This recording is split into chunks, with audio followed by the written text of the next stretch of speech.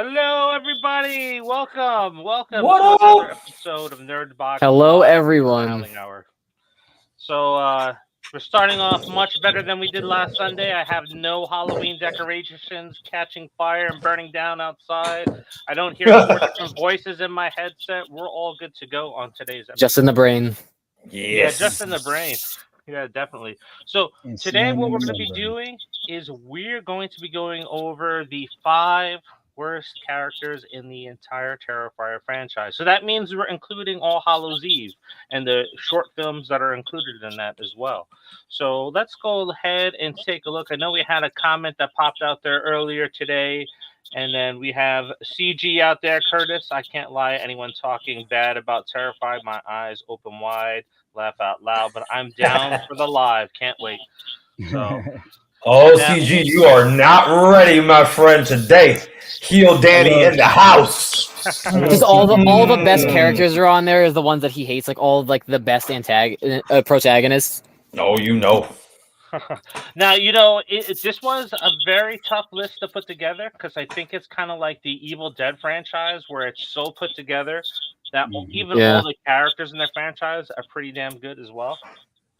So There was a definite on this list for me. I want to be very clear about that. I had a one definite that I was putting on here, no matter what. After before even rewatching all the movies, I had a definite. Just want to be clear about that. all right, and then before we dive into our list, a couple of little things and tidbits here to talk about. So the Art the Clown Santa Claus Popcorn Bucket Head is available to October 22nd for pre-order on Cinemark, AMC, and the Regal's websites. They are not shipping till March, so I know some people are getting mad about that. But the reason why they're not shipping out to March is because the prototype is done. What we see in the pictures is what we have. And they're waiting until the end of October to get all the orders in from the movie theaters, and then they're going to go into the manufacturing process. So I've seen some complaints about that, and some people are kind of upset about the wait. You have to understand when it comes to the FDA, it's 9 to 15 months to get FDA approval for food-ready items. So that's why it's not available in the theaters, and that's why it's not shipping right away.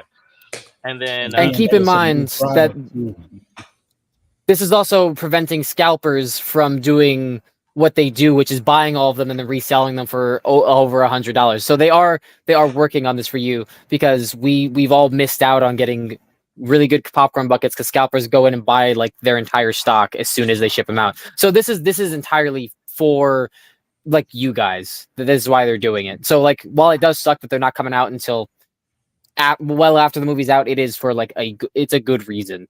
Mm-hmm. Yeah, so everybody just keep that in mind. Yeah, so everybody gets their hands on it. I know, like, I went to the movie theaters to get that sandworm popcorn bucket for my buddy Marcus there, and people lined up at 4:30 in the morning to get the buckets. Now, luckily, it's literally like Black Friday now. Yeah, within 12 hours, Regal screwed everybody because they went ahead and offered a pre-order so everybody can go ahead and just pre-order it. So those people that waited from 4:30 in the morning to sell it for $125 all got screwed.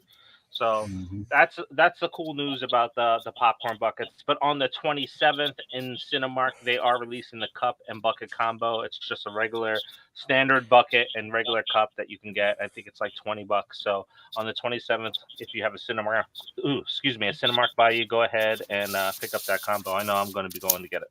I am so excited for this movie. Terrifier 3. Yep. Yeah. It is the one that has the Santa Claus wrap on it. So that one, awesome. it looks pretty good. And then I don't know if any of you guys heard it or anybody that's watching this has heard it, but Terrifier 4 was announced. No way. Yeah. Wow. Yeah, So I will say that I remember a long time ago, I think this was when we were filming Stream in Gettysburg. Damien and I was just shooting the shit, and he did say he built this whole Bible pretty much and world of what he wanted to do with the franchise and stuff. So it's awesome that it's continuing to me. Yeah, so that'd be pretty neat to know. So Marcus probably has a bunch of more inside knowledge that he cannot share with us. So stay tuned as some news breaks. Maybe we'll be able to leak it a little bit first. Hey. Here's what I'm excited for. I'm excited to see how this third movie goes because it already looks great. It's being hyped up. It's getting a popcorn bucket, and now we get a fourth announced. So, but in our experience with previous slasher franchises going 3, 4, 5, 9, 10 films in one franchise, they tend to, as we're seeing with Halloween, in my honest opinion, they tend to fall apart. Yeah. Do we think that? But what we see with Damien is, first off, he's not letting people tell him how he can make his films, as has just been noted, I think, in a recent article. He's doing it. He's doing it his own way. He has, as you said, a Bible around it. So, do we think that this independent filmmaker who just loves the concept of horror and everything about it is going to keep up with what he already has built? Well, that's what I'm excited to see. I think here's the difference, and I'll let Danny and Marcus weigh in a second. Is it's not studio run. This is Damien run. Yeah, exactly. Mm-hmm. Yeah, exactly. I mean, like, look at the Friday the 13th franchise with the shit show that is right now. Well, I'm going to chime in a little bit on that. So there's always bigger and better in creatives' minds, right? Mm-hmm. And that's just amazing, and that's always a fact. However, part of what Noah is saying is that sometimes when you stretch the story too much, there could be some fall off. There could be, right? It doesn't necessarily mean it absolutely happens, but it could be. But we see it more often, as Dave said, when it comes to studios and production side running the show. When they don't care and they just want their money, right? And you have to be within this time limit. I mean, look what happened to Andrew Garfield. Amazing Spider-Man 2 with all those deleted scenes was an incredible movie. Oh my God, I don't even want to talk about it. They took it all out, and what happened? When he spoke out about it, they fired his ass. So that's the thing. We got to make sure that, yes, it's not run by the studio, but what else could we do to keep it going fresh and new? Because eventually, as Noah said, it becomes the same damn thing, and then the story starts unraveling a little bit. I'm gonna jump in and say, because I know one thing for a fact, Damien knows where he wants to end it. I think it's a combination of him being creative and having a whole, plan for it, but also having the fans wanting the material to continue. So I think it's a combination of both, what the fans want and how Damien wants to, the overarching story and where he wants to end it. You know what I mean? Well, so it's like he's kind of doing a balance beam of like, should I keep going, because of what the fans want, and I'm able to tell my full story, or should I just end it because I don't want to ruin the legacy of it? So, yeah, I think that's it's an interesting point, right, that you both make, but you also have to think creatively, right? So we're all creative people here. There's probably some creative people watching, and if you've ever written or drawn out a character or created a comic book or any sort of little story, it goes to a certain extent in your own head too, like Mark was saying with Damien. And then after that, it's like, well, I really don't. The arc is over. What else do I do with this character other than make money? So hopefully, we'll see it end at 4 with this vision, and then we'll probably see something else that comes from him that's pretty amazing. So I think of Joe Bezos, another independent director that's out there is making some incredible films too. So he made Bliss, he made Christmas Bloody Christmas. There's another one out there that he made. Oh, the VFW. So he's made some amazing films too. So he's been able to branch out.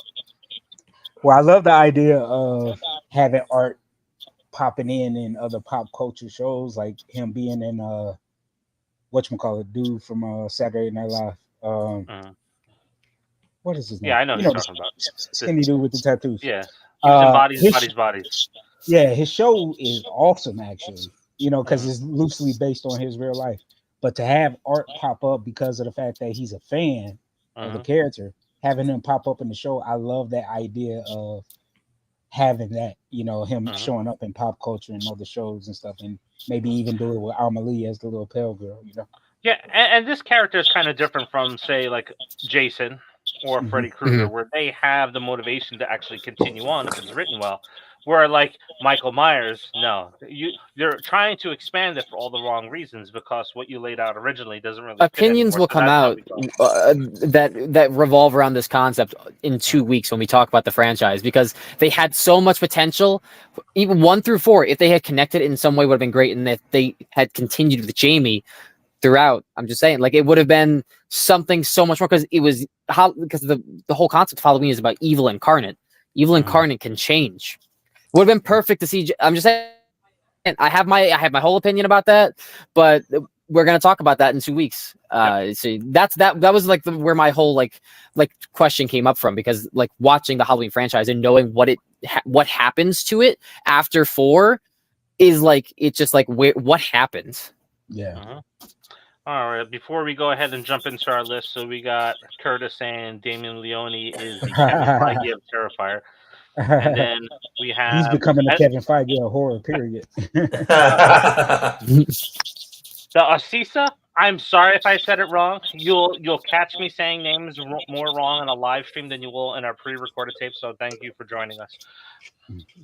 All right, so let's go ahead and dive into our list. So we're going to do from 5 to 1 on the worst characters. Like we said, this was a tough list for some of us because this franchise is on a little bit of a different landscape than some of the other ones that are out there. Plus, there's more of a body of work out there for some of these other franchises as well. So, Danny, since you're back with us, you want to kick us off with your number 5? Yeah, absolutely. And guys, by the way, everyone that's watching, anybody that's part of the Terrifier crew, this is nothing against anyone. It's just a personal opinion. We love you guys. Keep making awesome movies, okay? But as Dave knows, we love to hate your character. When Heel Danny comes out, I'm going in. I'm going in the paint. All right? Just saying. All right. So my number 5 is Jonathan Shaw, man. Oh, okay. I did not like his character, man. I don't know. I get it that both him and Sienna are supposed to be, powers like their dad and all this other jazz, but nothing came out of his powers. Wow. It was just warnings. Yeah. And nothing else. But Sienna also got warnings in her dreams. Yeah. And I'm like, okay. And then after that, she saves everyone and he does nothing. Yeah. This is great. I just felt like it was just a waste of potential as a character. That it could have dived deeper into outsmarting Art or, planning something for a finale that he has some sort of, that you see both of them mean something to this story rather than just the vision person. Kind of like the lady from Jeepers Creepers. She was just a vision person that was just warning and nothing happened. But that was her thing. She was the oracle. She even said it. She's like, all I see are visions. I just try to warn people. That's fine. But when you're having this connection of their angel children or, messengers of God or whatever, how you want to see the imagery in there, nothing came out of his character. That's just how I personally feel. Yeah, now I agree with you there. And one thing I have to say is I feel sorry for Elliot who plays him, because going to horror conventions, he's always got the shortest line of everybody that's there for Terrifier. So it's like, oh, man, a lot of people don't like his character. But I think there is something more to it, and we're not going into like predictions for 4, like we're going to 3. We're going to talk about next week. We're going to talk a little bit about theories. So there's a sibling theme that is popping up throughout this entire franchise. So we have siblings in All Hallows Eve. Then we have Art the Clown and the little pale girl almost acting like siblings, and now we have the siblings with the Shaws. So there's got to be something that's there that maybe we see in the next film when it comes to his character. I was gonna say that, like, maybe his potential is further, because he was 12 years old in this one, so maybe now that he's 17 and he's canonically 17 in the next one, he has potential to be like, I guess more emotionally intelligent as an older person. So maybe he has and since having survived said trauma, he'll potentially do something a little bit more with his character. I'm not counting him out. I don't know, man. After seeing that trailer, bro, it looked like he still had that sissy mentality. That sister's gonna take care of everything. So age don't matter, man. Age don't matter. Listen, he gotta shoot beams out of his eyes like Cyclops, bro. Something. Give me something. Just saying. Kill Danny is back. Kill Danny is back. I don't know, man. Cyclops is kind of a cuck, so I don't think that you're making a strong case by saying he has to be Cyclops in this scenario. Dude, just in my kill bait. it has to happen. Come on, Jonathan is kill bait. Without Jonathan, the story doesn't progress because Art can't bait Sienna anywhere. That is very true. That should have happened in the second one, but I'm not gonna. I'm gonna leave it alone. Let's move on. It's fine. Danny digresses. Yep. All right. So Noah, what do you got? He did his best in the fight scene. My number 5 is technically a 2. Oh no, it's Kristen from All Hallows Eve. I forgot I changed my mind. The one that was chained up in the cellar. Like I get it, it's a stressful situation, but why are you gonna be such a bitch to the one that was just kidnapped?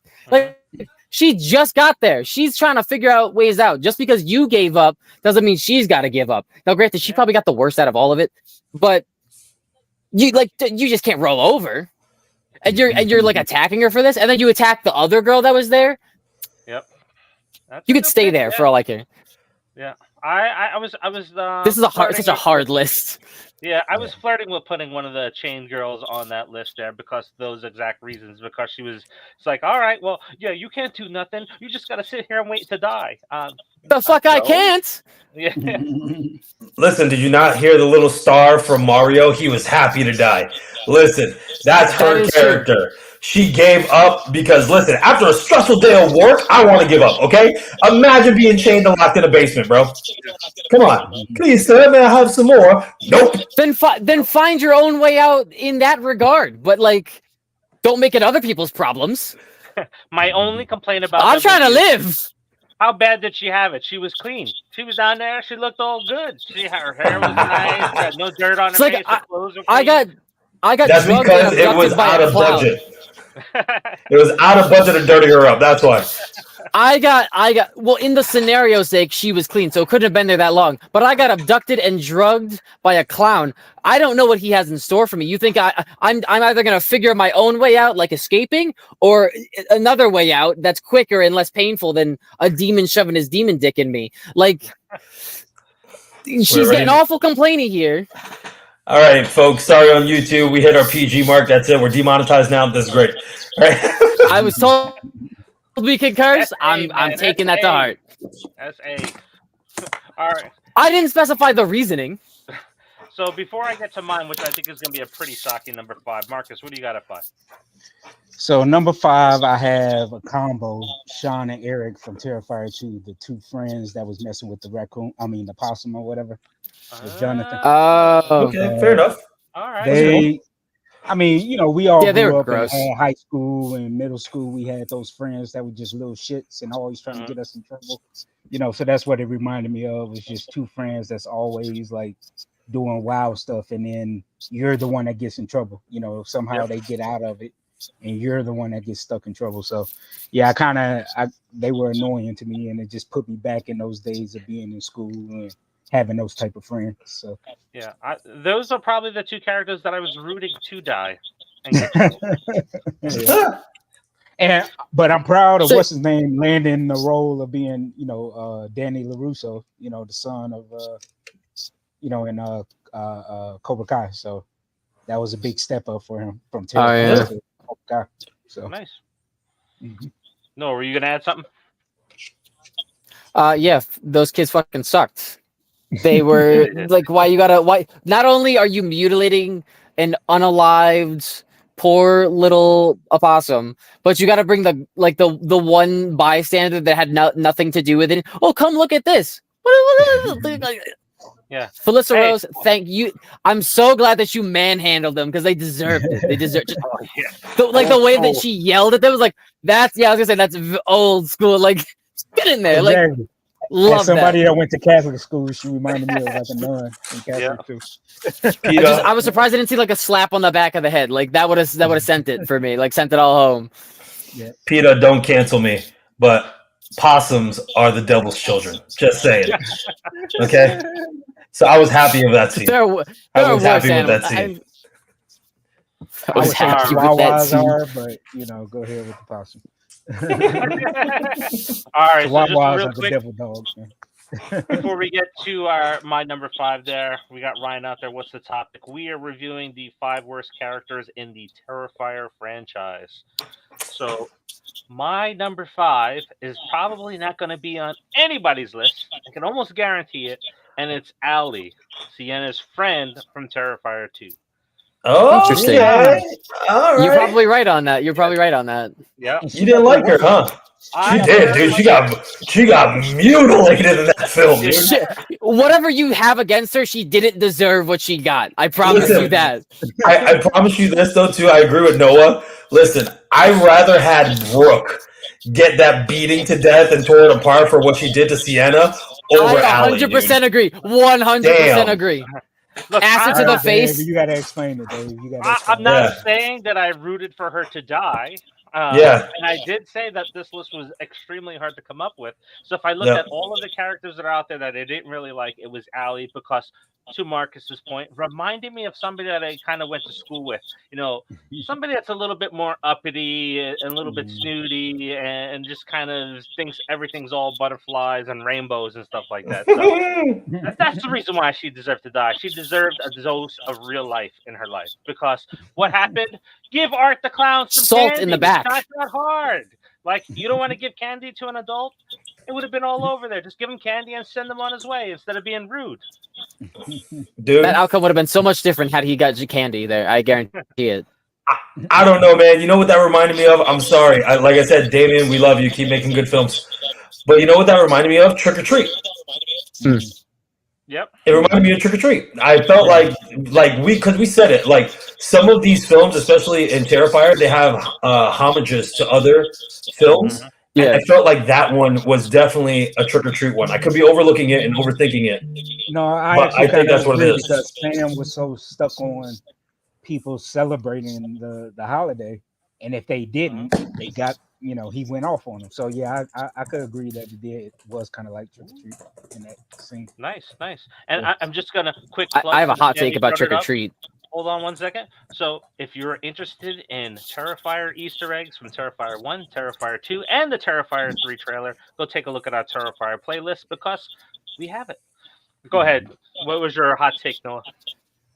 My hot take is just that if in a real situation in these movies, if Halloween and Trick or Treat were connected, they wouldn't get along. I know everyone wants it. They wouldn't get along because Sam is all about protecting Halloween and what it's about. And once he starts seeing Michael kill people, he's taking the fun away from what Halloween is supposed to be about. They would not get along. I can guarantee it. In a real situation against each other, they would not get along. I don't know, man, because Sam does kill the people that don't honor Halloween. But remember, in the originals, before this new trilogy came out and Michael broke his rule, Michael doesn't kill children. You see what I'm saying? And like, even though they're all dressed up, so that like Michael kills teenagers and adults. That was his jam. But when it came to kids, he's still a kid in here, man. So I think Sam will give him like a pass. And especially that he has like the mask and everything, I think Sam will give him a pass. I didn't say they'll be friends. He'd probably give him a pass. Now, I would say that Sam and Art wouldn't get along because Art makes a mockery out of it. You know what I mean? Yes. That would be awesome. Yep. All right, so we do have a number 5 out there from one of our watchers there, and Curtis is going with Chris Jericho. Wow. What? He needs to retire. CJ or CG, you just made the list. Not the list. We got a comment out there from Ryan, where Ryan's saying, "Did you all agree to have beards today?" Yes, except for Noah with his little stash. It's fine. I'm sorry you're upset that I look better with a goatee than you do. Negative, sir. That Three Musketeer goatee. Well, how about this? How about you have a goatee? You have a goatee next video. That is not a Three Musketeers. That's a 1.5 Musketeer stash. All right, we got our other comment out there. Don't hate because I'm beautiful. Hold on. He says the possum scene serves as a foreshadowing that unfolds later in the film, setting the tone for the extreme violence and gore. It does. It's just those two friends were just. Everybody had those type of friends growing up. So don't justify them. Fuck them. I love that comment because it literally verifies what I said.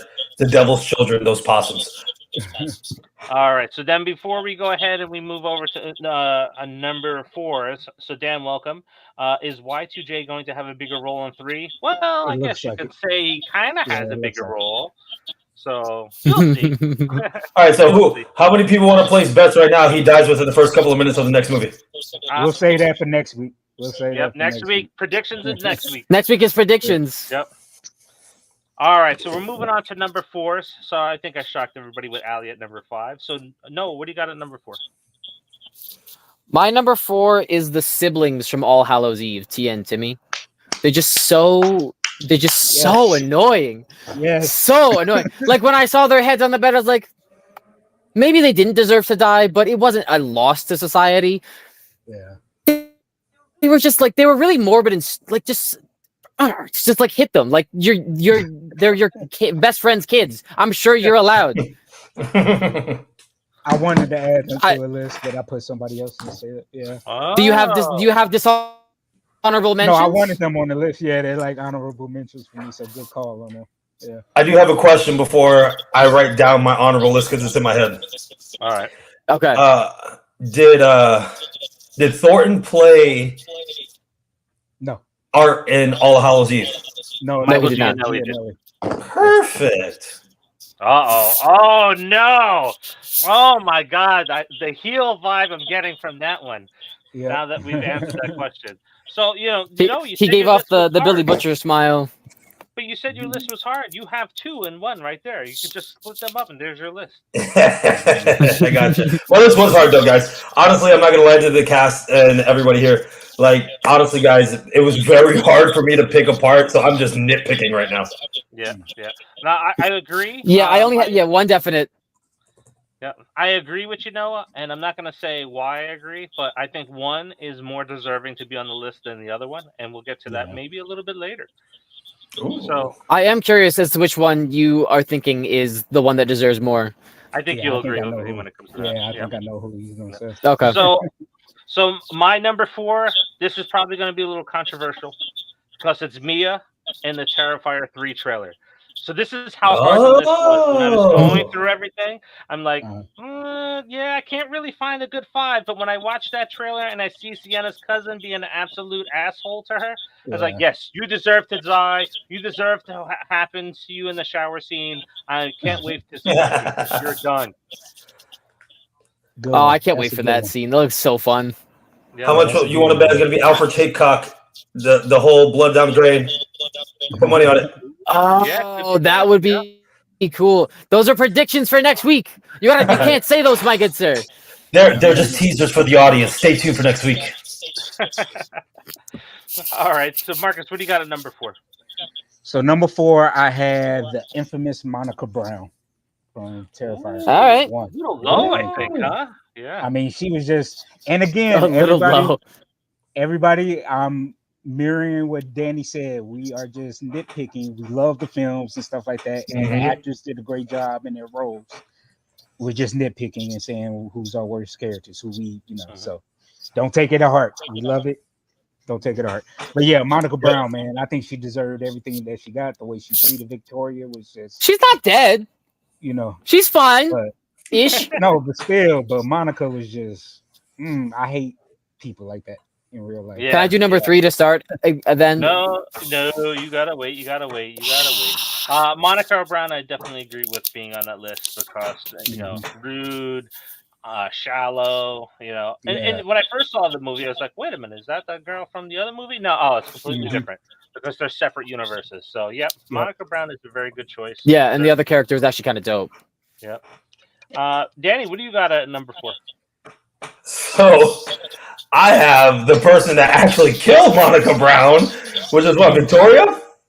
Wow. Yeah. Really? Hated, dude. The reason why, listen. The reason why, there was no. I get it. Monica was a complete, what to her, but for her to flip over and start killing for no demon possession, no nothing, I was like, ugh. That we know of, because seeing Terrifier 2. I know, but what I'm saying is that, like you said, that we know of, but to me, as a creative, again, Damon, we love you. Keep creating great movies. But as a creative, when you introduce characters and you have them make choices, there's supposed to be a reason behind it. That's why, especially improv, the rule is don't introduce a character if you're not going to use them. And that translates into film as well. I'm tired of films doing that. And for her to flip for no reason, we got no reason in part 1, and we got no reason in part 2 of why this happened. Yeah, it's just that she snaps, and you can blame it on trauma, sure, but when someone's usually traumatized by almost dying, they don't try to do it to other people. It's just weird to me. So that's why I'm like, I didn't really like that. I honestly, from everything that we saw her losing her sister, everything else, and then coming up and just becoming this, it wasn't a payoff for me, man. You know, I didn't care for Victoria and Terrifier 1. Like, I didn't care for that whole entire storyline. I was like, I thought that was kind of the weakest point. And I actually started to care about that character more in part 2 with the ending and how everything rolled out for me. So, yeah, I'm going to have to disagree with you on that one. I think we were all dedicated to the idea that she was... We were all dedicated to the idea that her sister was the final girl, not Victoria. So when we so Art pulling out the gat, like, and just blasting her, like, no one was expecting that, and that was a good twist. But since everyone was expecting her to make it through the end, and then she didn't, that was I think that was kind of like a big turnoff for people right from the beginning of just seeing Victoria. Because I was like, I will say, the first time watching it, when I saw that, I was like, well, I don't care about this character. She's got part of a face left. Like, who cares? Yep, so I do get that. I do get that. Yeah, I mean, I get it because I didn't care about her at first, where she was like kind of uptight about coming to get, her sister, because she was studying and stuff, and she said, she always, her baby sister always did stuff, so. Yeah, but then when Art did what he did to her, that's when I kind of fell in love with her, Yeah. Yeah, same here. He was hungry. So we got a number 4 out there on the list. So anybody that wants to, they can contribute by dropping their numbers in there. So Curtis is saying the mother and Terrifier. What, the mom? Yeah. What? Now, can I reveal something, Dave? What? Because when it's close, we usually reveal it. Oh, we want to appeal this? No. When we're usually close on our answers, we usually reveal it in our top 5s. Oh, and pop 5s? Go ahead. Yes, sir. That's my number 3, CG. Wow. What? I love the mom, man. Cause she Mama Shaw? Hell no, bro. Yo. Remind me of my mom, man. If you man. No. She went overboard on that, man. Listen, we all have strict moms and whatnot. I get it. That's back in the day flow. That's fine. But she took it way, way overboard. And I get it. She was a little, because her husband was kind of crazy, got the tumor, and I get it, man. But, dude, a mama's love usually with some stuff is like that is more concerning. And this chick wanted to beat the crazy out of them. I was like, what are we doing? I hated her. And when she died, I cheered. So, CG, good on you, man. Wow. CG, good on you, man. Wow. All right, I guess we're in a number 3 now, and Danny kicked it off. So yeah, so that's a little crazy there, and maybe it's just my childhood was pretty bad because that just, like Marcus said, that seems like a pretty normal mom to me back there. Yeah, growing up in the 80s, man, moms were like, dude, my mom used to punch me like a dude. I get it, but no, listen, my mom's a fiery Latina, bro, from Brooklyn. I get it, man. But listen, if something was crazy though, I know my mother, I know your mothers would be the same way. If something was really affecting you, there'd be love there to try to fix it. This chick did not care. This chick was just like, I'm gonna beat the crazy. Y'all crazy. I'm gonna beat the crazy out of you. That reminded me of, you know what? I'm not even gonna say it because I love my family. Okay, I love my family. We're good. He's afraid of another beating. Remember when he cared? Because remember when she hears the belt in the background. Yep, it's gonna be like Pootie Tang.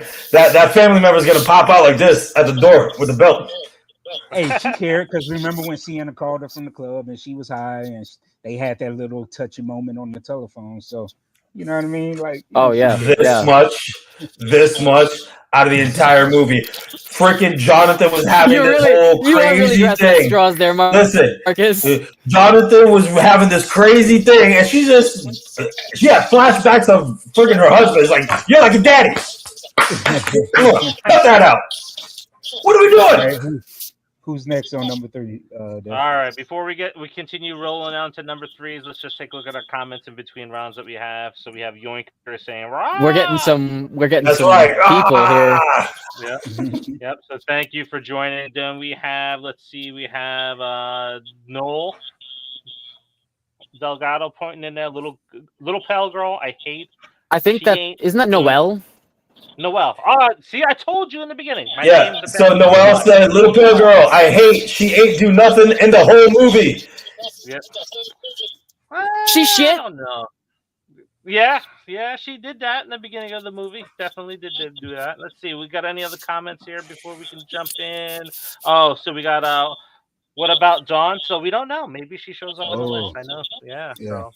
All right, so let's continue with number 3. So Danny kicked this off. Go ahead. We'll keep going left to right. So Noah, what do you got? My number 3 is your number 4, Monica Brown. I fucking she's just unnecessarily cruel.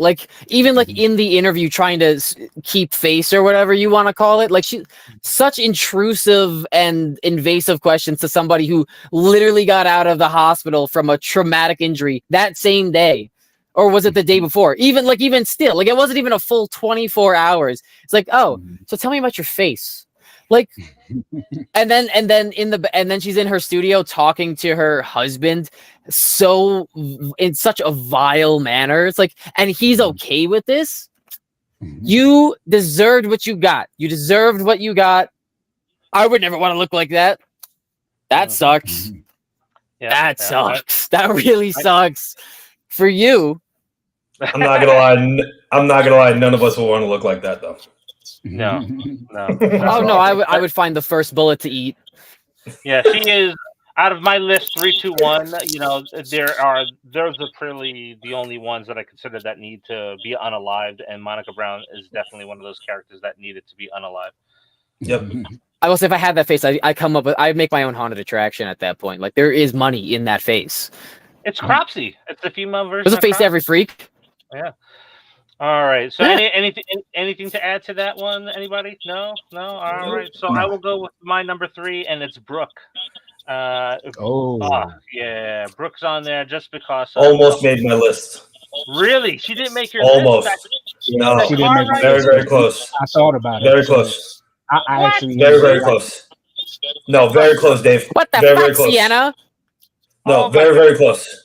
I only plan to drink during the ranking combat shows, but I didn't expect to have to drink here now. Well, listen, definitely honorable mention for me.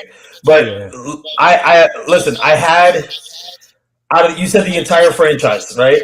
And I was just I'm glad she got unalived. However, the other 2 characters for me, it just bugged me more, right? And that's why. Now it just bugged me a little bit more. Yeah. But no, Brooke was definitely very close. So I totally agree with you that she's on the list for you. Hell yeah. I agree. Yeah, that whole car ride scene with her going off and Sienna is nope, you made the list. Definitely. You're on the list. And she drugged her in the middle of the club, be like, girl, you're so uptight. Here, loosen up. Dude, what? Yep. And then what friend doesn't know that their other friends may be on some sort of medication to deal with anxiety attacks that Sienna... She mentioned it. She mentioned it previously. And I looked up the effects of how long Xanax stays in your system. It's average 6 hours depending on size and weight. So, you don't know your friend at all, that you're just take a tab. What is wrong with you? You moron. Whatever. We'll get into that later. All right, so Marcus, what do you got at number 3? So number 3, I got the cat lady and from Terrifier. Ooh, what? Okay, I love that lady. Yeah, I don't know, man. She's just. I love that lady. Too weird and random and out of place to me. So I'm glad she's hospitable. I'm glad Art just took a bite and just took her skin, and I love that. So Marcus, I agree with you, man. I agree with you. You basically spoke for me, so I don't have to reveal my number 2 anymore. But dude, that bugged me. Now you know why she made it over Brooke. It just bugged the shit out of me. I get it. Listen, the actress is great. You know what I mean? Listen. Maybe it was a favor. Who knows? I don't know. But all I know is that I was like, this is the most random thing that is happening right now. I was like, what are we doing? And especially with the whole baby doll thing, I was like, all right, man. I was like, okay. She's just quirky. Is it random, or is she Emily Crane's mother, who is the possessed little pale girl? Because the baby's name is Emily. Sure, but guess what? Nothing in part 1, nothing in part 2 about it. This is my point. Like, what are you talking about, man? The newspaper. You gotta read said Emily, right? And the baby's name was Emily. I understand that, but listen, we need to have in either part 3 or even part 4, whatever. We got to tie all these loose ends with a pretty bow. Because there's too many loose ends for characters like that, man. And that's what I can't forgive. Again, David, David Howard Thornton, and also Damien, we love you. Keep making these, right? But it's just that, again, it's just too many loose ends for my brain that Marcus is right. I'm like, what are we doing? What are we doing? If they would have mentioned questions that, will be answered in the Bible. You just gotta wait for the Bible to finish, bro. I hope so. You gotta wait. So. This is our Bible. Like you gotta wait for the rapture. I don't know, man. Will take us. They will take us. You just have to wait with their guiding hands. These are the little things that keep me up at night, dude. All right. Well, Curtis is riding with you. I feel for you. Danny. So he's got Jonathan at number 3, and then he's got a homeless woman at as number 2 as well. So he's right there with you. Mm-hmm. All right, let's take. No love for the homeless people. All right, so we got Our Life in Horror. Hey everyone, how's it going? How's it going, man? Hello. Thank you. All right, so let's see. We got somebody greeting everybody to the stream. Thank you, Yoinker. So let's go to number 2s. Danny revealed his number 2. So Marcus, what do you got? Number 2? Number 2, I have Jeff from T2. He was just annoying, crazy, one of those wild boyfriends. So I'm glad. Well, not anymore. He got from Art. Art destroyed that man and took his manhood away. So I'm happy for that. Yikes. They might be able to put it back on. I don't know about that. He was just annoying as hell to me. They split the sausage side down the side.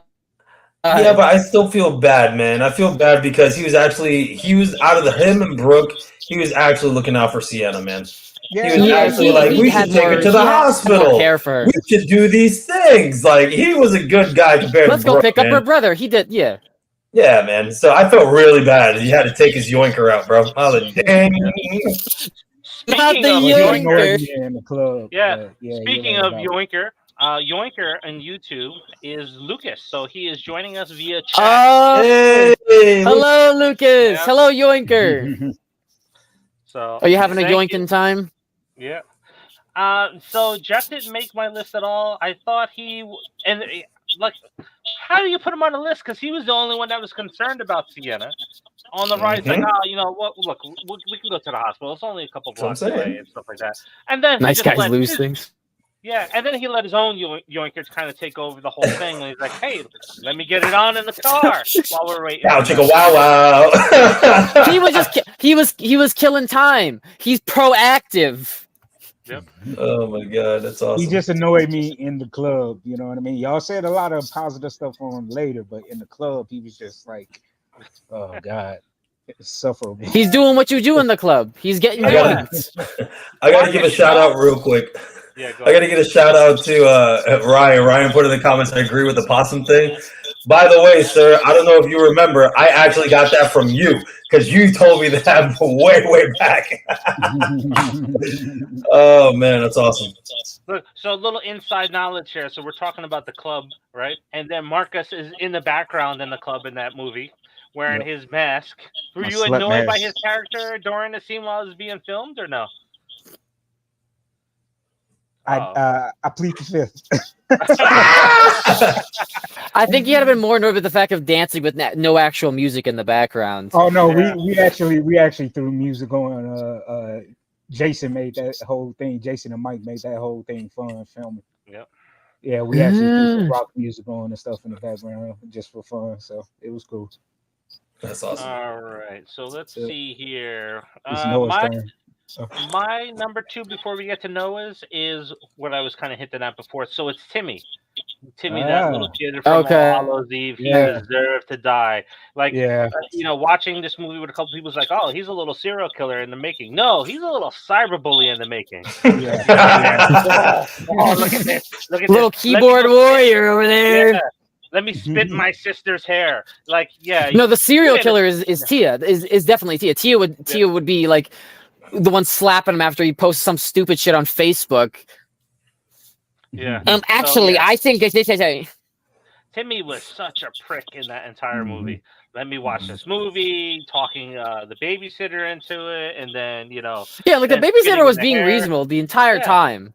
Well, honestly, I don't know why the hell she's like, oh, okay, we'll watch it together just to see what's on there.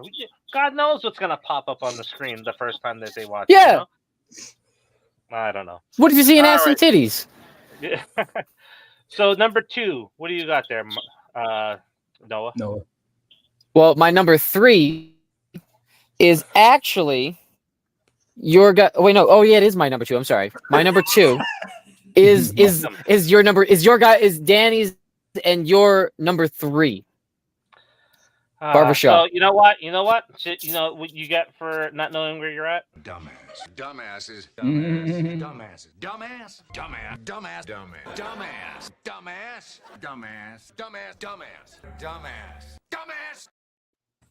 My bad. Sorry. If we weren't demonetized, we are now. All right. So no, not the copyright. Barbershaw is my number 2, and I'm gonna. So first off, nobody even mentioned the fact that she took her husband's art book and destroyed it. Yeah, that's fucked. That's fucked. Like, because not only is it somebody's art, like you don't mess with somebody's art in any capacity. I could tell you stories about people touching my sketchbook and stuff like that. Like, and like her recently unalived husband. And her kids are not coping well with it, as seen with all the medications that they're on and all the morbid stuff. Like, and then I'm just gonna read. I'm gonna read my second reason as a line taken from the script. Sienna, why don't you believe me, Barbara? Because you son of a bitch! I swear, like that. So I can't say because. Just hit her right there, Sienna. So you're the chosen one. So 3 out of 4 right now on this stream has had parents said just because. Yep. Yeah. I think I might have dropped that line before too. There we go. Oh yeah, couldn't never blame anybody for that. Now, look, Barbara was getting beat by the husband, and I'm sure Sienna and Jonathan were too. So she had a lot more stuff going on in there. Well, they said towards the end. Completely out, huh? They said towards the end he got abusive with the tumor. They never said anything. They said beforehand that he was an upstanding person, as far as I was concerned. Yeah, and even so, you're taking that out on your kids. I think she was a drunk the whole taking time. It out on the kids. The whole there's a lot of people that do that in real life where they're just like, and I don't like those people. Yeah. All right, I'll give it to you. There.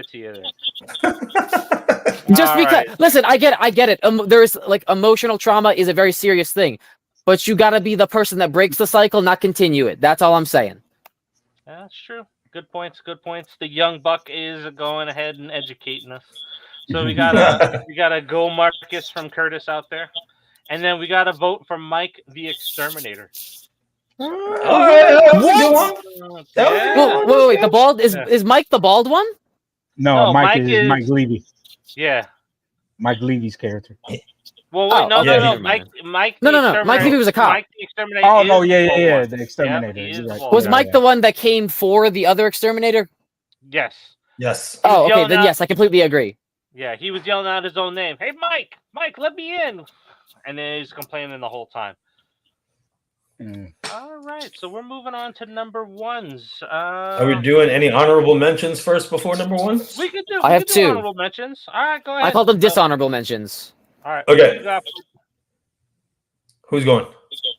Dan, go ahead, Dan. You brought it up. Go ahead. Okay. So obviously, I said Brooke is an honorable mention. I totally agree with Dave. Right? I wish that she got pulled apart, not that other poor girl. But honestly, okay, I watched the performance at All Hallows Eve, and I cannot stand that Art the Clown. After watching David absolutely destroy this role, I'm talking about, listen, I get it. The first one's supposed to be a cheesy 80s movie, and then it improved to the second one, right? But I feel like David carries this franchise on his back. He gave us something absolutely terrifying with a literal slasher killer that does not speak. And when he taunts you, it's all body language stuff. It's incredible. So when I watched All Hallows Eve, after I watched Terrifier 1 and 2, I couldn't do it. Yeah, I get that. I get that. Filmed, don't get me wrong, but the acting wise, I'm like, I just couldn't do it, man. After seeing how David, man, took that role and like made it incredible, I just couldn't do it. Again, we love you guys. Keep making. I think it's because All Hallows Eve wasn't bad. It's just David elevated it in such a way that couldn't be matched. Oh yeah. So to comment on that and to be fair in this assessment and what you're saying, you know, Dave comes from a theater background and stuff, so he's able to do all of it. Oh yeah, that is true. Yeah. Where Mike isn't a trained actor. You know, he just did it out of a favor because pulled the Nick Castle. That's why he didn't continue with the franchise. You know. So, listen, all props to them. All props to them, and I agree with you. All props to them. Right? Again, this is nothing personal on anyone. Great job. You did a favor for your boy. Love that, by the way, because all of us creatives know when we ask for favors and we get it. Amazing. Sorry, dog. David's it. Get out of the way. That's all I'm saying. Yep. Right? It's an alternate universe. Art the Clown. It's perfectly acceptable. I think that's a good choice. Terrifier the multiverse. No multiverse. There We're not talking about multiverse. No, that's gonna be the final movie. Is a multiversal movie. We get Art the Thanos clown. Art fighting all of his multiverse like counterparts. Yeah, there's 3 of them. You know what? Honestly, that sounds funny. There's 3 of them, right? Because we have human Art the Clown, which is in the beginning of All Hallows Eve. Then we have demon Art the Clown, which is in All Hallows Eve, and then we have our current one. So yeah, that works. The current one is also a demon. Yeah, and then we can look at Headless Art the Clown in part 3. So yeah. There we go. I really wish he grew back like Deadpool did. He's got like a tiny little Art walking on a giant with a giant head. It's like, I'm gonna get you. He starts like kicking and punching them, or like people in their ankles, and he starts biting them. It's gonna be hilarious. So what do you got on your list for honorable mentions, Noah? Okay, so I have 2. I'm just gonna say them both because they're only on my list for like one specific reason. So I got Jonathan Shaw, and I like had a lot of reasons saying why he was a great character. He was a very intelligent character, and to be fair, a lot of the stuff probably wouldn't have happened if people fucking listened to him when he was telling people these things. Look, he painted art in his sketchbook before he unalived himself and everything got real bad. Look, the Art the Clown's supposed unaliving is a mystery, actually. Look, everything is going weird. Look, Sienna, you're in this book with this character. And look what head she's holding. The demon from All Hallows Eve. I'm just saying, if people, and like when his mom's like, I don't believe you about the opossum, I was like, why don't you just shut the fuck up and let him say his truth? Like, he had something to say, and she's like, nah, you definitely did it. It's like, Mom, can we be real here for a second? You're the worst. But like, so my issue with him is you are 12 years old. Stop calling your parents mommy and daddy. It's weird. You're like, I hit puberty at 11. That is weird. It's weird, bro. Mom, dad, mother, father, ma, pa. Stop it. And then Dawn, she's just stupid and like such an instigator, and I hated it. She did not deserve to be sawed in half, ass to mouth. But she, that's why she's on my dishonorable mentions, because she sucked. But she, like just relax a little, Art. Yeah, that was a dope scene, a really cool scene. I don't know how you get through the bone structure with a hacksaw, but still really cool. Welcome to Jackass. On this latest rewatch, and I just picked up on it now, and I didn't pick up on it when I did the Easter egg video. But Dawn's character is a tribute to the character in the original Halloween, Linda. I picked up on it this time because she goes totally multiple times, and that's all Linda says in Halloween. Yeah. I think she said it like 11 or 13. I didn't like her either. Yeah. All right. So Marcus, what do you got for honorable mentions? So I got 2. Dawn. Actually, I got 3. Dawn is honorable mention. I agree with what Noah said. She was just annoying, and sometimes we all have friends like that, especially women got friends like that. Who takes a picture with a serial killer? Exactly. Brooke was another. Who gets on a stranger's? I'm gonna say who gets on a stranger's lap. That I'm not about that life. I don't even want people that I like close to me. So, I definitely don't want to be just cranking someone's yoinker that I don't even know in the middle of a pizza joint. You know what I mean? It's just weird. Mm-hmm. Yeah, well, things are different. And then that's all. Brooke was the other one, because I agree with Danny about her, giving Sienna X and can I say that on here? But giving Sienna the pills, the pop pills and stuff like that. And I mean, you got friends that be like, "Hey man, smoke with me, drink with me," but when you get into that horror stuff, I'll be like, yeah, that's not my cup of tea. So should have been my choice. Don't slip into my stuff. Right? Yeah, so she slipped it in without Sienna knowing. Man, that's just wrong. Yeah, like that. Like in any capacity, what the fudge? Like you don't know what kind of effect it would have on her. You know what I mean? Yeah. Yeah. I just feel a little. I was gonna say, honestly, moving from the city to the country, big culture shocks, because in the city, if you ever seen the movie A Bronx Tale, that's kind of like my background. I'm not that old, but I'm just saying that's kind of how my neighborhood was. Up here, there's a lot more drugs and everything up here because there's nothing to do up here. But not once anybody that I hang out with was like, "Hey, do it," or sneak. They always would offer first, and then I was just like, "Nah, I'm not interested," and then we moved on. So I don't have any honorable mentions, so we'll go and take a look out there what we got in the chat. So we got one that is going to bug Marcus a little bit. So we got Curtis. Oh, I did have one more actually. The dad was my honorable mention because of the fact that he was abusive. You know what I mean? So. All right. Yeah. The Halloween worker. Oh, Jonah's character. Character. Yeah. Oh, I liked him. Yeah, I thought he was a cool character too. I thought, I liked his attitude that he brought with him. He didn't take any crap from Art the Clown, and I thought that whole scene was pretty good. But yeah, that's it. I will say insisting on leaving Sienna alone to grab a bag was a little ditzy on his part, because he saw that he was bothering Sienna. So if she said she didn't want a bag, was being clearly uncomfortable. Obviously, you just want to usher that customer out and deal with that person. Just working in retail, in a retail sense. My ultimate goal would be getting them away from the other person that's bothering them as quick as possible, and then dealing with that in a timely manner as well. So I don't understand the bag part. That would just seemed a little stupid. But everything else I really liked about that character. Poor face, bro, with the glass bottle. Steve the pizza guy. Yeah. I thought that, I kind of flirted with possibly putting that on my list too. But then again, how do I not remember Steve the pizza guy? He was the owner of Dear Pizza. Yeah. Oh, yeah. Yeah. I found him more funny, when he's going up there talking to Art, and it's like, "Hey, what are you gonna get?" And Art's just completely ignoring him, and he walks away. It's like, it's gonna be one of those damn nights. But then he sends his worker in there to clean up the entire bathroom. So yep.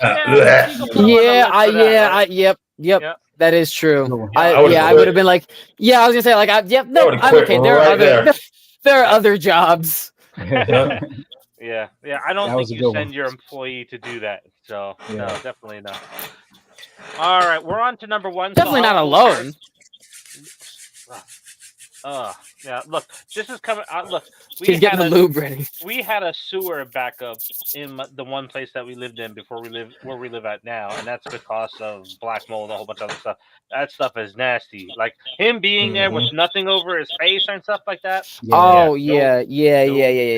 That's what a way to get pink eye. Yeah. Would have quit. Would have quit. I wouldn't even have gone into that bathroom. I would have been. Yeah, the second I open the door, I'll be like, deuces. literally deuces. Yeah. All right, so we're gonna go into number ones. We'll drop my number one. She's been mentioned several times, and it's Monica Brown. I talked about her when she was mentioned earlier. Yep, definitely number one. Worst attitude out of them all. She is number one on my list. I was super happy when she died. And, if you watch the movie now, you kind of figure out that she was going to die even before they showed her getting killed. Because there's a sign over her shoulder that says that the end is just the beginning. And that's where we were at. So, all right. So, Marcus, what do you got at number one? Now, this is going to be controversial for y'all because I was torn between the two. It's I actually got Sarah from All Hallows Eve as number one. Because I'm like, dude, why would you keep watching? I know we needed her to have the full movie, but I'm like, why the hell would you keep going and watching this thing? I also had that thought too. Like, I was also thinking about that. I was like, it's just a little weird. She didn't even want to watch it in the first place. Yeah. I'm like, well, how are you continue watching this thing? Morbid curiosity, maybe. Yeah. I'm not gonna lie to you though. That shot was cool, man. That shot was really cool. With the TV at the end, and he's not there. But is that right there, or when he's banging on the TV? That was dope, man.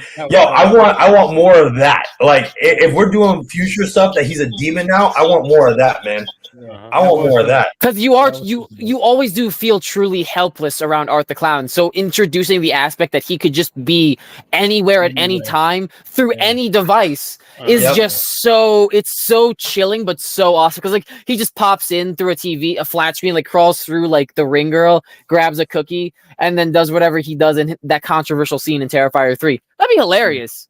Yeah, he had little pale girl powers. My other number one was Victoria's roommate that came in with her boyfriend, and she just totally disregard Victoria studying and trying to have sex. You know? I didn't know you were here. Continues to like canoodle. Like, what are you doing? That's so weird. What is wrong with you? Like, what? Giggity. Yeah. Just throw vinegar on them, so it's like that'll really get them out of the room. Yeah. I'm on water, but like, what's that do? That's just pre-wet. Why would I want to do that? Vinegar. I'm good with that number one too, because she's watching the VHS tape with them. And by the way, who the hell has a VCR in the early 2000s, right? But it's like, oh, let's just watch it. Like, I'd be pissed off if I found out the babysitter was doing that. Yeah. Well, you still got a VCR there, Danny? I did, man. I still have it in my storage unit, dude. I think that the mom is gonna be more pissed off now that her kids are dead. Yeah, but here's the question: did she survive? Was she killed off too? We didn't see it. That is true. That's true. Yep. All right, so Danny, what do you got at number one? Guess we'll find out next week. Oh man, super controversial. Here we go, boys. I did not like Pale Girl whatsoever. What? Whatsoever, bro. She disagrees with you right behind me. Look, there she is. She's pissed off right now. Absolutely you gotta be shitting not. Absolutely not. And I'm gonna tell you why. You gotta be shitting me right now. Because I agree with Noelle. She didn't do a damn thing in the entire movie. The whole thing. Listen. The whole thing of her being a demon resurrecting Art, cool, whatever, right? All right. But nothing happened with her through the entire movie. Nothing was revealed of who she was or anything. We have our theories that she could be the Emily girl, whatever. That's fine. But nothing came out of her character. Nothing. Absolutely nothing. Tell me one thing that came out of her character. She grabbed the head at the end. Oh, my God. What else? Well, she grabbed the head at the end. She possessed Victoria and then rebirthed the head. Again, nothing came out of her character. Who is she? What's the development? What type of demon she is? Nothing. The best thing that I thought was really cool, so they clarified she was a demon, was that I thought that was an Art's head. That because no one else could see her and he was doing the whole patty cake thing. I was like, all right, cool. Yeah. This dude is even crazier than we thought. Awesome. Right? But there was no reason why he came back. just this demon that resurrected him for what purpose? Nothing. There was nothing about it, and it bugs. Go ahead. It bugs the shit out of me, though. It really does. It really does, because it's just like, if there was a purpose and the whole wraparound of why this was happening, awesome. Maybe we'll get it in part 3, and okay, cool. Now we wrapped up that loose end in a tiny bow. Cool. But in part 2, you introduce this character that we know nothing about, that no progression of that character, no backstory of the character, just a random demon. Yes. I think the whole point of these movies is to imply bigger things in the future to get story progression. It's kind of like what a TV show introduces into like its seasons. You get a little bit of tidbits into their plot and get questions that with no answers. That's what they're doing. They're progressing the story gradually, which it seems is not your preferred method of storytelling when it comes to movies. It's not, because so I think that's the issue, right? You have to have small progressions to want you to have more of like, hey, why do I even care about this character? And keep going. But there was nothing. If we had a little something, like Dave said, all right, cool. If they tidbit, okay, this is the Emily chick, maybe mess with some demon shit, like a Ouija board, something. I don't know, man. Right? Then cool. Like, we have something to bring it along the lines of like, okay, so now this demon that was summoned has something to do with art. I want to know more. But I really don't care for her character whatsoever. Like, I have no interest in her character. Like, if she didn't show up in part 3, I'd be like, okay, that's it. You know what I mean? Like, there's nothing there. There's nothing there. So that's why she technically is showing up in part 3 because she's now possessing Victoria. Yeah, well, like I said, I hope there's more story in the background of it, of who this demon is and what's the relationship between them and Art, right? Just the same way I want to see the progression of the story between the Shaw siblings of what their whole role is of these godchildren or whatever. Like, I need to know. When I leave a slasher movie, when I leave Nightmare on Elm Street, Jason, Michael Myers, Texas Chainsaw Massacre, when I leave those movies, there's nothing there left. I was told the entire story in the movie. Okay, I like it or I don't like it, right? With Scream and with Terrifier, I have so much stuff to unpack there that we get to have these conversations and dive into. That's what I like about that. It leaves questions that we love to answer. Yep. No, but okay. So let me say it in this way: if we've had the reveal of Billy and Stu, and they didn't give the reason why, and they were just killing people, and then part 2 happened, and it's 2 different killers, you'd be like, "What is going on? Like, I don't understand." You see what I'm saying? Like, there's nothing. Well, that's a different concept, though, because you wanted more. Okay, you have these 2 killers. They tell you why. Then all of a sudden 2 new killers show up, and now you're like, okay, wait, are they copycats? Are they relatives? Like, I'm interested now. I'm invested, because are they just fans of Stu and Billy, right? Like, there's a lot to unpack there, as Dave's saying. But when you have characters that don't give you any of that, it's very hard to be invested in that character. It's just very, very hard. I get that. Yeah, I get that. Yeah, so we got some disagreements out there in the chat. So we got the little pale girl was crucial in Art's resurrection. She carried Art's head safely, allowing him to be reborn through Victoria. That's right. That's what I said too. And then, we have something that Marcus just said too. She multiplied Art's killing power. Yeah, she go again. So it's like Jason, right? Jason as a human being, as me and Dave would have our disagreements, but we agree on this, is that Jason being the human throughout the entire Friday the 13th franchise until he was resurrected in part 6. Then he was OP, and he was super OP after that.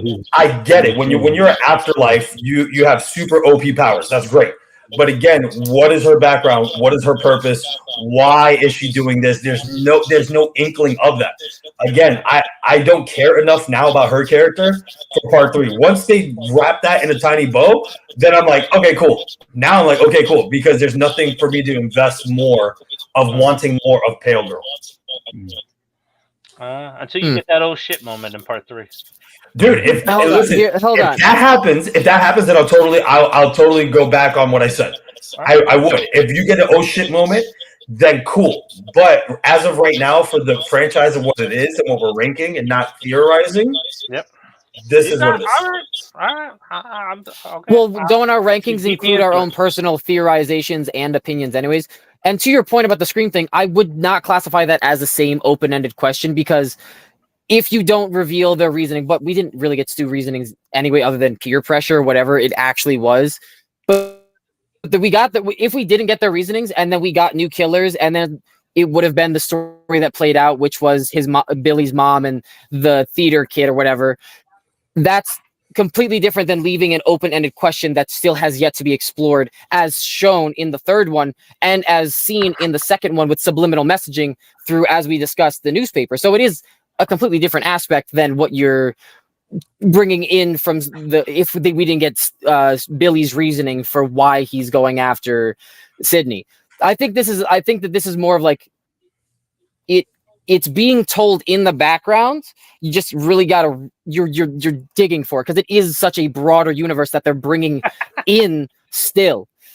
I don't know. I think you're nitpicking for this one too, if I'm being real here, because she did have her progression in the story, as small as it may be. She is also technically a reoccurring character in the third one, so we are getting more backstory, because they're also talking about going back to the Ninth Circle, back to the Terrifier. So obviously we're going to get more story about these demons and whatnot. Listen, so if it happens, like I told Dave, if it happens, cool. But as of right now, without theorizing anything, right now, I'm talking about as it stands. This is our rankings as it stands of the franchise.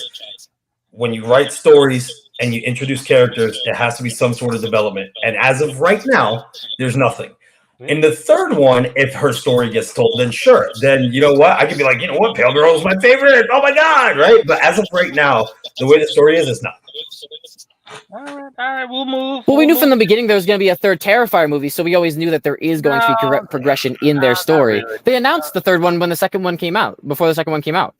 They announced it shortly afterwards. Yeah. So we were, but you know, look, opinions are opinions. You can look at it that way, but Behind the Mask, The Rise of Leslie Vernon was supposed to be a trilogy. The Collector was supposed to be a trilogy, and it's now just getting its third part. So it's not happening. It got canceled again. So what happened was the stunt actor who played Michael Myers in Halloween Kills, he was James Juice Courtney stunt guy.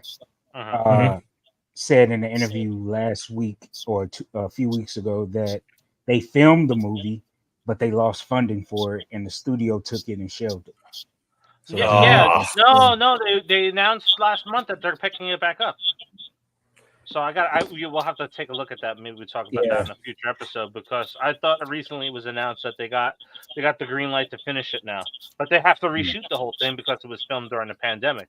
But you run into that trap, Noah, like I was saying, is if you plan out a trilogy and you start with one film and you have a lot of this stuff going into other films and you don't make that money in that first film, then all your ideas are gone, and then you lose half of your audience. Did Behind the Mask flop though?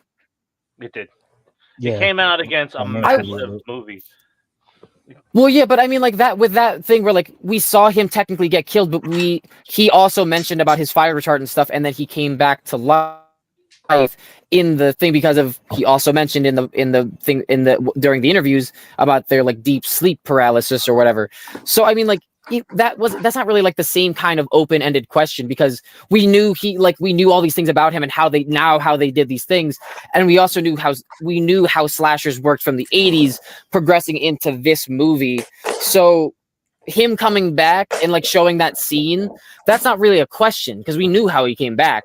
We just, when we didn't get the second movie, that's what threw it apart. Is because we didn't get the second movie, we just got the comic book, which was pretty good and deserved a continuation from that, because they answered questions but then left it open for a continuation. For those of you who haven't read, I'd recommend reading the 6-issue series. It's really good. All right, so let's wrap up our number ones, because we do have a shocking number one that is in the comments, and then we got a couple of comments out there that we'll go to. But no, what's your number one? My number one is probably like not shocking to anyone. Is Brooke. She drugged her friend without her knowing, expected her to be okay with it, and mixed it with whiskey. Didn't know that she, like, for some reason, didn't know that her friend was on Xanax. At least Allie like knew these things. Like you're hating on Allie, but at least Allie like knew and was like trying to be concerned in her own preppy little way, I guess. But like Brooke just fully was like, I slipped Molly in your drink and you're gonna be okay with it, because if you're not, I'm gonna freak out about it because you're in the wrong. Yeah. I don't like Brooke. I like fuck Brooke. Like honestly, like nobody. I don't blame you. I've seen behind the scenes stuff from like the special featurettes. She seems like a sweet and amazing person. So if you're watching this, I'm sorry. You're probably I don't know if you're watching this or not. I assume you're a cool person, but fuck your character. Yeah, she's awesome. Acid to the face, brushing your teeth with acid should have been more. That was light work. Yeah, she's awesome. She got dead. She got unalived quick. Allie was like a half an hour of torture, and then Brooke's like, "Oh no, acid to the face," and then a chair leg to the chest twice, and then she's done.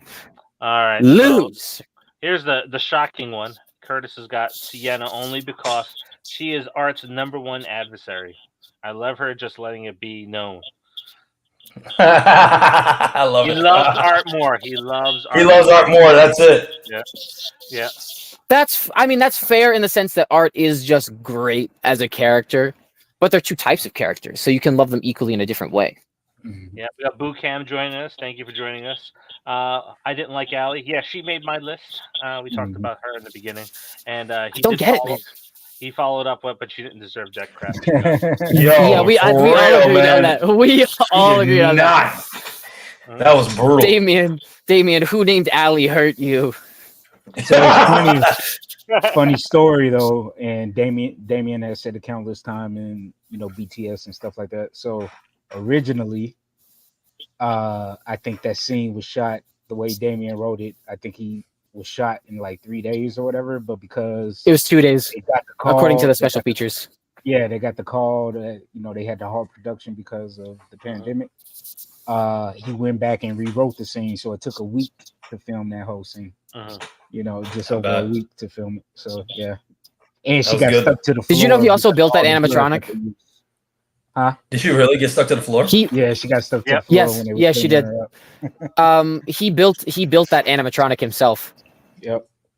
At least as far as it was, what it says in the behind the scenes, he built that himself. And I actually, first time watching it, I did not realize that was an animatronic. So prosthetics and special effects, fantastic. Because I genuinely thought that was like just a prosthesis. You got to mention Phil Falcone too, because Phil is like his #1 guy helper in. Yeah. So from a guy going from working on Wall Street to doing horror, Phil is good choice. Yeah, good choice. Phil is awesome. Jim Henson hired them.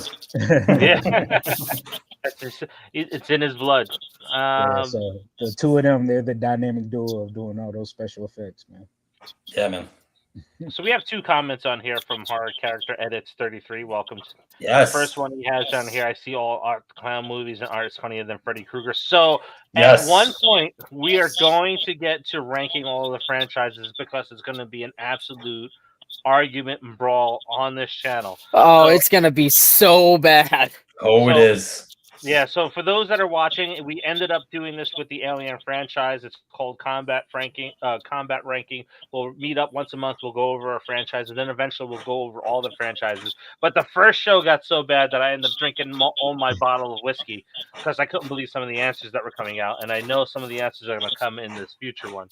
But did the Terror Dome, man, with this one. Yeah.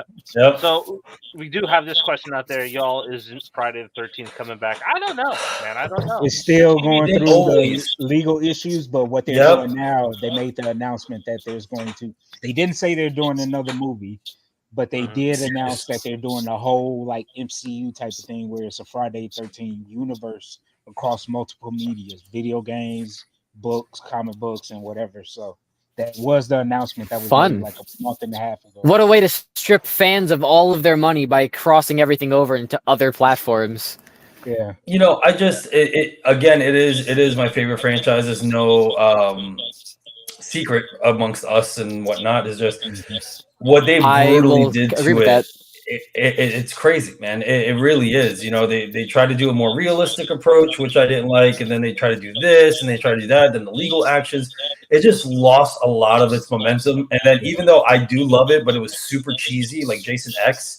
That movie, it was shouldn't have happened. That was a fun. It was movie. just, it was fun. It's crap. But it's fun. Yeah, I know. It's hilarious. It's fun. But at the same time, I'm like, what are we doing? Right. But it's just that we got to get back to the horror roots on that one. So, but we'll see. We'll see horror characters. We'll see if they end up coming back. That'd be great.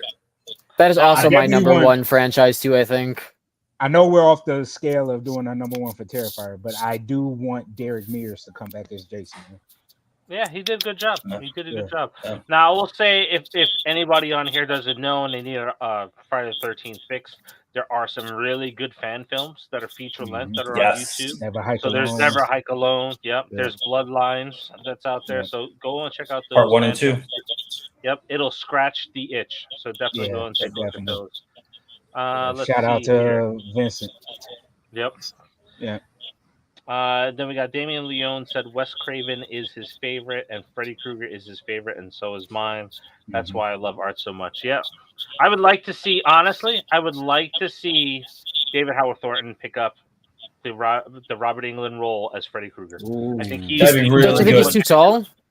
I like a short Freddy. I'm gonna be honest. Nah, that's interesting because he's such a, like I said, he has that theater background, so just his movements and the way that would be kind of awesome, to be honest. He's a great actor. I'm still waiting. He's a great actor. I'm hoping Kate Crusader picks him up for Joker. That's what I want. Yeah, that'd be cool. Awesome Joker. He's an awesome Joker. You got to look it up and what he did. I've heard him as the Joker. Yeah, I saw that and whatnot, and yeah, it was good. But I'm just, as in horror, I think he found his thing, man. You know what I mean? And definitely. I really do believe, he played multiple characters already. Like, look at all the roles that he's picking up, just because of his great mannerisms and everything else. I mean, him as Freddy, man, would be very interesting to see. It can't be too similar to art, right? But also have that David Thornton element that he always has. You know what I mean? So I'm very interested. I think he'd have to incorporate like a hunch into his character, like Freddy with a hunch. Like, so when he moves, he kind of moves like slinkishly because he's a child diddler. Yeah, maybe. So I mean, like, add that weird pedo movement. I think it would be cool to finally have him as the leading man and hearing his wit, because being around David naturally, outside of character and just being around him, he is just naturally funny. He is just naturally hilarious, he's a good guy when we interviewed him. Yeah, he doesn't have to try. It's just the way he talks, having a open conversation with him. He is just naturally funny. So it would be interesting to see him die. Now, I might get a lot of hate on this. The movie was poorly executed, but I actually enjoyed Jackie Earle Haley's portrayal of Freddy because he brought back that dark, sinister role that Wes Craven did, or what the other director did with Robert Englund in the first two films. Yeah, I didn't finish it. I personally hate comedic Freddy from Dream Warriors on. So seeing David, I can also agree with that. Yeah, seeing David tackle something like that and go dark like Jackie Earle Haley did would be brilliant. You know what I mean? I agree with you, Marcus. That's what I was saying. I would love to see that, and I think that's what all horror franchises need to get back to. Is just the really scary elements. I mean, me and Dave had this conversation plenty of times of like, okay, of the different eras of what actually scares people, right? And so to bring Freddy back, it would have to be a scary of nowadays, but like you said, a dark, twisted, like, oh, this is frightening, right? So yeah, I totally agree with that. I will say I turned off that movie midway, not because of Freddy's portrayal, because like while yes, Robert Englund is really like is Freddy like in pretty much everyone's eyes, and understandably so. Since Freddy doesn't really do it for me, like as a character, I wasn't going into it like just absolutely thrilled or absolutely like bombed that like it's not Robert Englund returning for this role. So and like the way that Freddy like tortures the one guy that went to the guy who went to prison. I can't remember his name, but he's like the brain functions for 7 minutes after the heart stops beating, so we have 5 minutes left. Like I love that. Yeah, everything else in that movie was so stupid. Everything surrounding that, I just could not stand. Freddy was fine. Everything sucked about that movie. Nancy killed it. Was poorly executed, but Jackie Earle Haley nailed the role, in my opinion. So yeah, like everything else in that movie was like so just like it was visually stunning. Like all the portrayals of the nightmare sequences, I loved those. But it was so stupid. Like I don't know, man. Like comparing it to the first horror like Nightmare on Elm Street, like when that was scary and not funny, that was like bone chilling to see. Like when his arms spread out, I was like, that's like seeing that in a nightmare. What am I supposed to do? Like that's horrible. Like, and I like that with this Freddy, but everything else, like I don't know. It was dumb. It was just dumb. So like. I saw that in the theaters, the re-release, the remake, and I had to separate myself because, like, I'm going in. It's not going to be completely the same. I have to view it as its own film. I liked it. I like Jackie Earle. He killed it. He killed it as Freddy. But the girl that played Nancy, screw her. I hate her. She not only sucked in the role, but she didn't want to do the damn movie. She did it for a paycheck, and it certainly showed up in the film. Did she say that? Yeah, she did. Yeah, she hates the franchise, and she did the movie. So that pisses me off. You did it for a job, and you don't care about the franchise. You spoiled the movie because all the scenes that she was in, you could tell it kind of just bled off the screen that she didn't want to be there. Yeah, well, when you know going into it that even the actors' hearts are not into it, like that just ruins. Like, why am I going to see this and paying you, like paying your like wage for something that you're not even invested in? You didn't even promote it right either. If it wasn't for Kyle, because I love Kyle, everything he does, man, he's a phenomenal actor, and I hope he gets more and more roles, man. I love that dude. If it wasn't for him and Jackie Earle Haley, man, I would have turned the movie off. But those two carries the movie for me. You know. I will say this. I don't even think it's a hot take. I don't know if I haven't heard anyone else say this that I know who likes Marvel. Cletus Cassidy, Jackie Earle. Oh, that would be sick. Wouldn't it? I'm watching this with I see them cast Woody Harrelson. I was like, what are you doing? Like, whatever.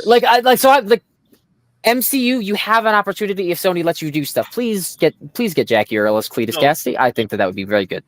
So to answer Alcisa, wait, 1 second before we switch, right? I just want to end on this to go finish on the number one. Finish the number one. Yep.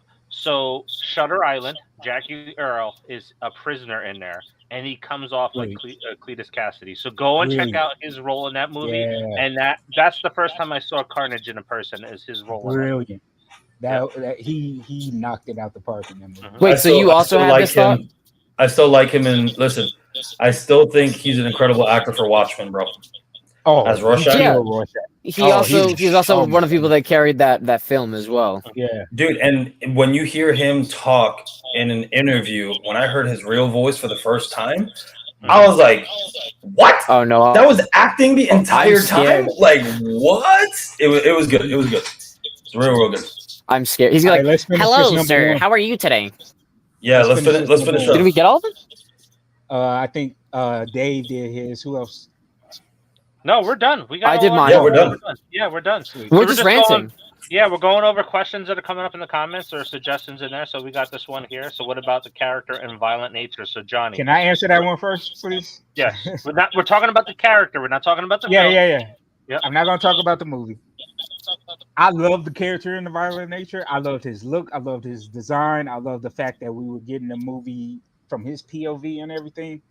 And like Dave said, I'm not going to talk about the movie, but I did not like the movie, but I love the character. So I can agree. Yeah, Yeah, I like. I don't like the ending, but I like the movie and the character. Oh, I like the character. I like that vintage fire mask that we saw in there. Mhm. And I am anticipating. I am somewhat excited for the sequel because I hope they improve on some of the things that they did the first part. But yeah, character is pretty cool. Backstory is cool. It's very relatable to Jason, so Jason fans are going to love it. And I've seen all Jason fans love the movie because of what they saw in it. But the movie, that's just that's not. I have a theory about why the ending was the way it was.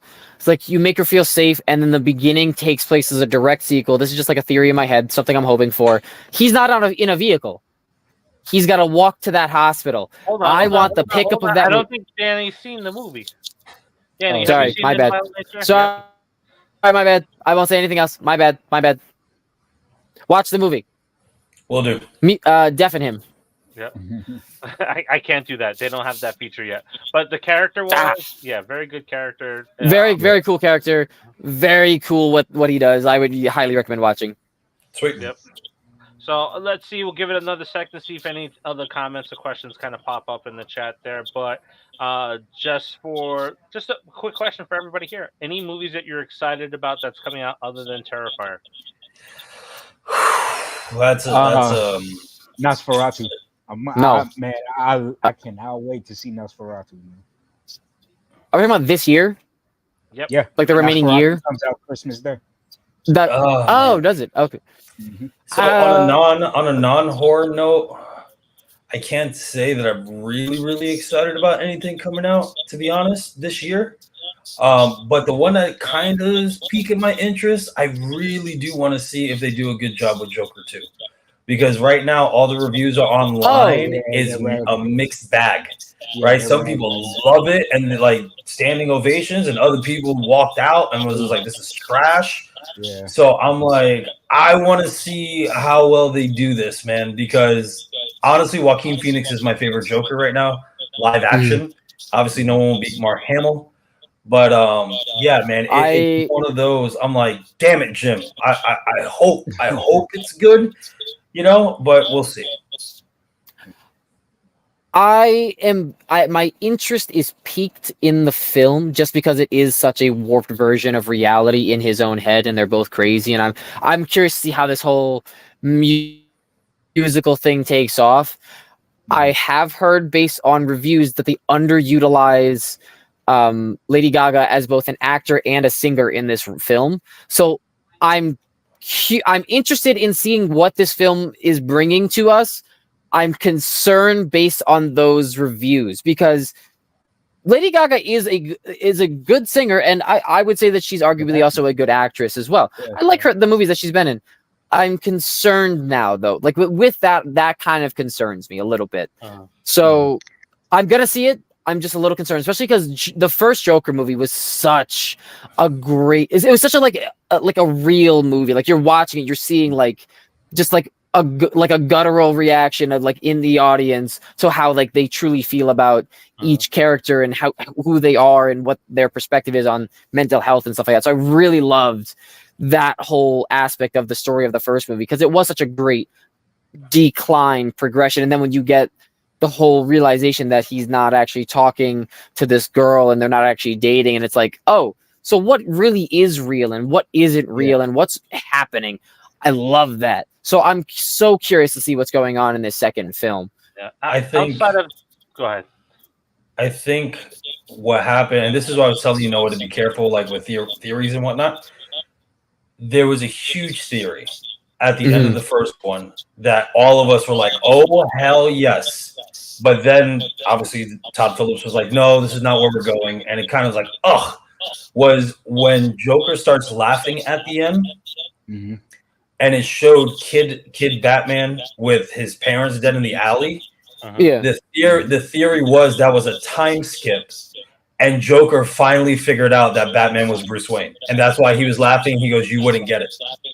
Ah, that's good. That's good. Oh, I actually never heard that theory, but that is cool. That's a cool theory. That is pretty cool. Yeah, because that last scene makes no sense of Bruce Wayne just being there randomly with his parents dead in the alley. So the theory is that was the first time the Joker we know figures it out that he's Bruce Wayne, and that's why he's cracking up. And was like, "Well, would you want to tell me?" He's like, "You wouldn't get it." I would have loved would have been.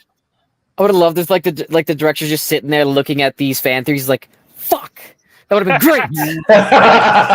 Well, when he said part two wasn't like that, and then also it wasn't really like a Batman film and stuff like that, right? Like it's like, all right, it's really hard to have these characters without. Well, it's hard to have these characters without Batman. Yeah, because Joker's whole motivation is for Batman.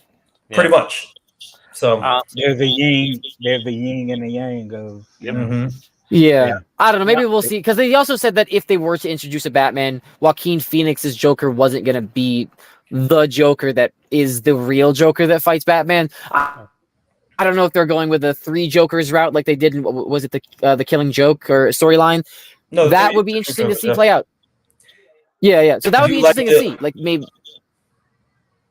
Yeah, I do like that. I do like that a lot. And for you Batman people out there, or for the audience that doesn't know about the story, is that when Batman sits on the Darkseid's chair and asks the question. Yeah, the Mobius chair? Yeah, when he sat in the movie chair, what happened is that it was revealed there was 3 Jokers. And what's cool about that, though, is that one represented like a Cesar Romero Joker. The other one, you know what I mean, resembled like Jack Nicholson and Heath Ledger. So what was really cool about that, though, is that when you figure out, who's the real Joker, it ended up, spoiler alerts, give you a second for the people that don't want to listen. It ended up being the Killing Joke Joker is the real Joker. And that was super cool. Yeah, that was super cool. That like, So that when they had that as the main real Joker, even though the other 2s were Jokers in the past for Batman, that was the main one. And I thought that was really cool. But yes, no, I agree with you. If they did something like that, I think that would be really cool. We have 3 different technical DC franchises, all not connecting in storyline. So it'd be interesting to see something take way, especially since we do get a Joker introduced to us in The Batman, directed by Matt Reeves. So like those could technically tie in because based on the timeline, just a little bit. Well, yeah, they said no, though. That's why me and Daniel are shaking our heads. They said absolutely not. I know Matt Reeves doesn't want to connect it to anything. Matt Reeves is James Gunn. Go ahead, Marcus. Well, Colin Farrell, to answer what Noah just said, Colin Farrell did recently say, right after episode 1 of Penguin release, that he really wants to do something with Barry Keogh, or however you pronounce the name, Keogh, who played the Joker in the Batman. He was both of them being Irish and being friends. Yeah, he was like, he definitely loved. What is that? What is that on? What is the Penguin on? Max. Oh, it's so good, man. I don't have that right now. Let's now I will say one thing I am anticipating is Salem's Lot. After that trailer, I was impressed. Actually, you're right, Marcus. That did catch my eye, to be honest. I forgot about that. Thank you for reminding me. Yeah, that's coming in a couple of weeks in October. So I was going to say nothing, but now that you brought Salem's Lot, looking at that trailer, it looks really good because this year for horror has been so horrible. What do we have left in this year? There's a lot for the horror. There's a lot. There's a Wolfman movie. There's a lot. There's a werewolf. Wolfman doesn't come until January. Yeah, there's a werewolf. No, there's a werewolf movie coming out. There's Nosferatu. There's Heretic. There's a slew of horror movies that are coming.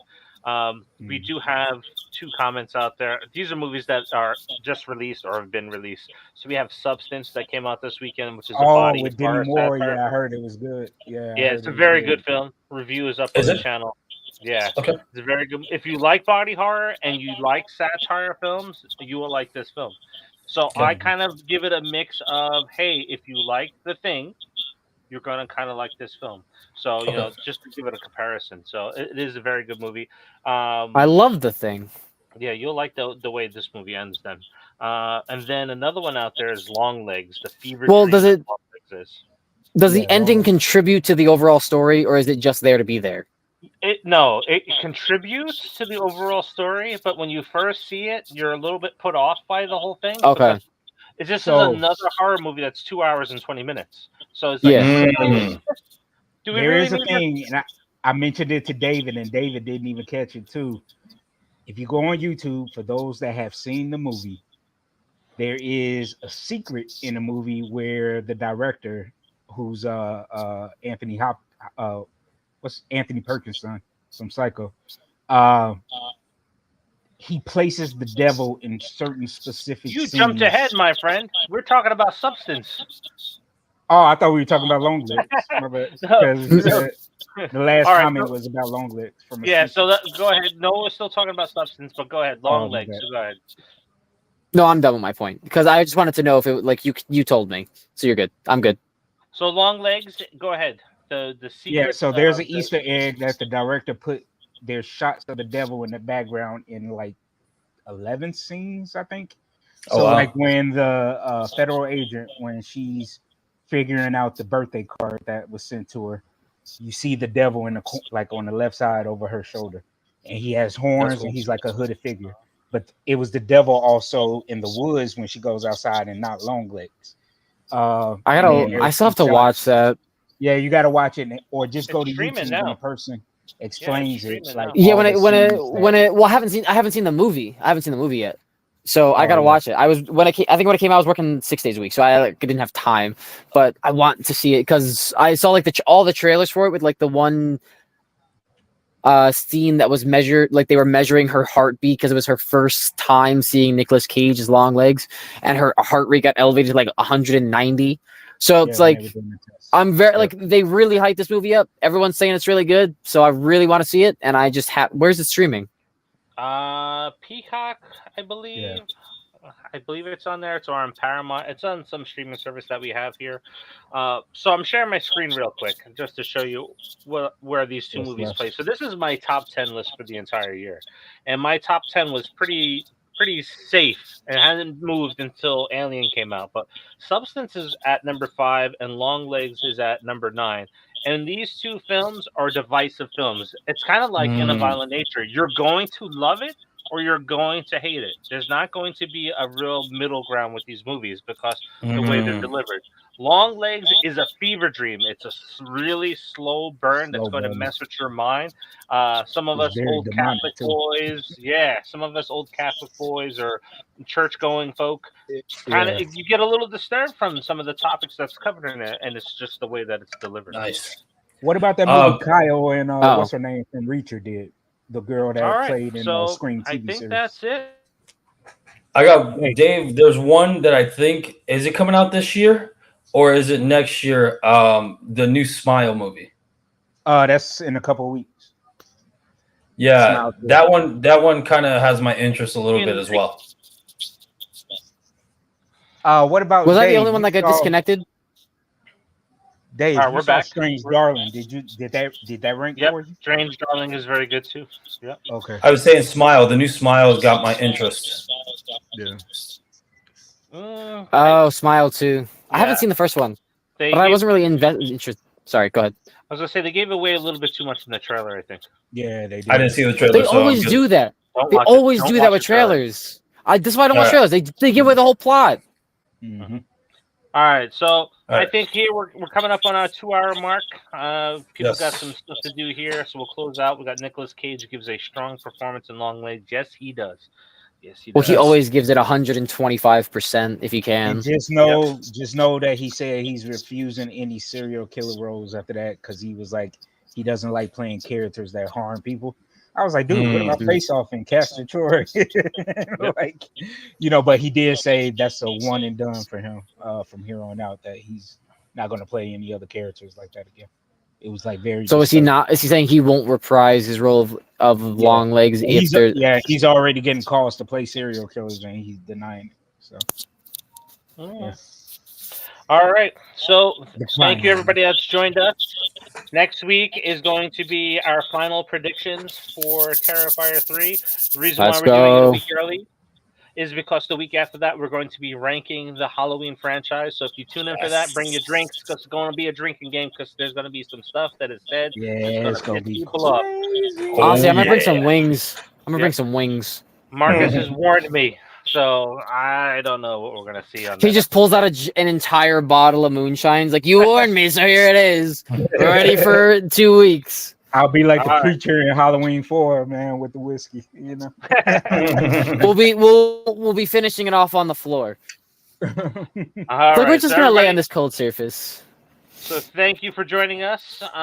Drop a like, drop a comment, tune in for future episodes, like and subscribe. Go and check out Danny's channel, The Danny Vega Show. Yes, and please do that.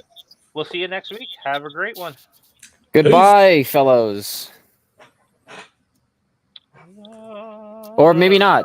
Oh, yep, we're gone now. Wait, are we gone? No, we're going to be gone in a second.